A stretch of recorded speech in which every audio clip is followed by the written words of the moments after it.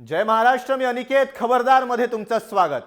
विठू माऊलीच्या पंढरपुरात आता तालिबानी वृत्ती मूळ धरू लागल्यात. आंतरजातीय विवाह केल्याच्या रागातून पंढरपूरच्या नगराध्यक्षांच्या नवऱ्यानं जावयाची हत्या केली.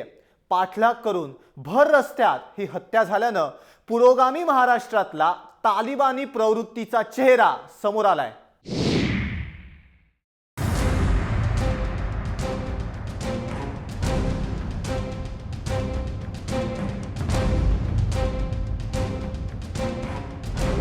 हे आहेत पंढरपूरचे तालिबानी, सनातनी तालिबानी. आंतरजातीय लग्न केल्याच्या रागातून पंढरपूरच्या नगराध्यक्षांच्या नवऱ्यानं जावयालाच भर चौकात ठार केलं. सोमनाथ टाकणे असं मृताचं नाव आहे. या कहाणीची सुरुवात झाली साधारण 3-3.5 वर्षांपूर्वी. सोमनाथ टाकणे या ओबीसी समाजातल्या तरुणाची पंढरपूरमधील राजकीय हस्ती असलेल्या साधना आणि नागेश भोसलेंची मुलगी सौदामिनी हिच्याशी ओळख झाली. ओळखीचं रूपांतर प्रेमात झालं. दोघांच्या भेटीगाठी वाढल्या. आता दोघांनीही लग्नाचा निर्णय घेतला होता. सौदामिनी ही मराठा समाजातली होती. त्या तिचे आई आणि वडील यांचं राजकीय वर्तुळात मोठं प्रस्थ होतं.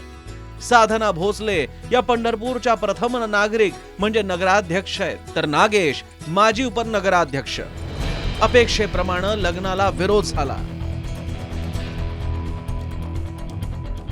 ही जी फिर्यादी आहे ही सध्याची नगराध्यक्ष साधना भोसले यांची मुलगी आहे आणि माजी नगरसेवक नागेश भोसले यांची ती मुलगी आहे. यांचा प्रेमविवाह सोमनाथ टाकणेसोबत 2.5 वर्षापूर्वी झालेला होता. त्या प्रेमविवाहास यांचा घरून फारसा प्रतिसाद नव्हता. सौदामिनीनं एक संधी साधली आणि ती सोमनाथ सोबत पळून गेली. साधना आणि नागेशचं हे कळताच पित्त खवळलं. जातीचा अहंकार मनामध्ये नागासारखा फणा काढून डोलू लागला. एका खालच्या जातीच्या तरुणानं मुलीला पळवून नेल्यानं समाजात अप्रतिष्ठा झाल्याचा समज नागेश भोसलेनं करून घेतला. लग्न करून पंढरपुरात राहणं शक्य नव्हतं. त्यामुळे सोमनाथ सौदामिनीला घेऊन पंढरपूर बाहेर राहू लागला.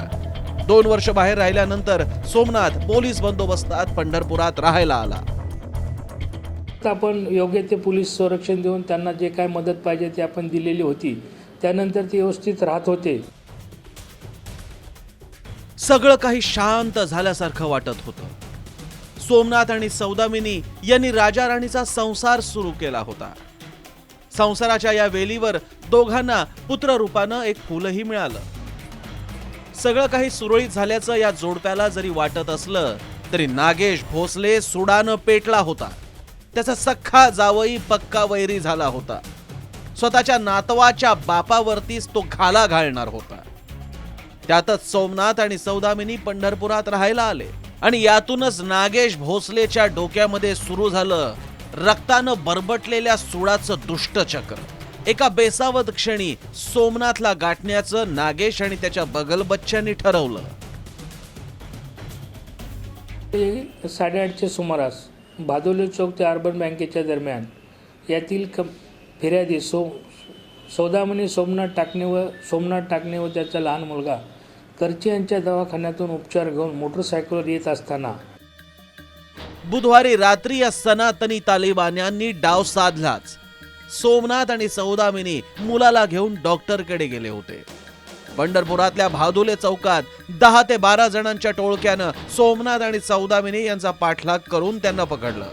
त्यांच्या डोळ्यात मिरचीची पूड फेकली आणि यानंतर सौदामिनी आणि त्यांच्या मुलासमोर सोमनाथ याची सपासप वार करून हत्या करण्यात आली. सौदामिनी आणि तिच्या मुलावर, आपल्या पतीला, आपल्या बापाला रक्ताच्या थारोळ्यात बघण्याची वेळ आली. त्या सोमनाथ टाकणेला बाजूला घेऊन या लोकांनी मारहाण केली आणि त्याच्यामध्ये त्यांनी सतूर आणि इतर धारदार हत्यारांनी त्याच्या डोक्यात, पाठीवर आणि मागच्या सीटच्या भागाला जोरदार वार केलेले आहेत. त्याच्यामुळे त्याच्या डोक्याची कवटी फुटलेली होती. तो जागीच गतप्राण झालेला आहे, रक्तबंबाळ झाला. वेळ रात्री 8ची होती. चौकात लोकांची गर्दी होती, पण कोणीही सोमनाथला वाचवायला आलं नाही. सोमनाथ निश्चित पडेपर्यंत त्याच्या देहावर सपासप वार होत राहिले. सोमनाथ संपला याची खात्री झाल्यानंतरच मारेकऱ्यांनी तिथून काढता पाय घेतला.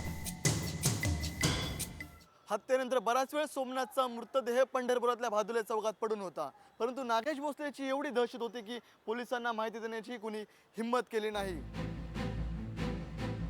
प्रेमाला जात नसते, धर्म नसतो, पंथ नसतो. मात्र उच्चनीचतेच्या भोळसट समजुतींनी डोळ्यावरती पट्टी बांधल्यानंतर विवेक असाच आंधळा होतो आणि मनात प्रकटते सोडाची आग. पंढरपुरात झालेला हा खून अशा जातीयवादी मानसिकतेतून झालेलं हत्याकांड म्हणावं लागेल.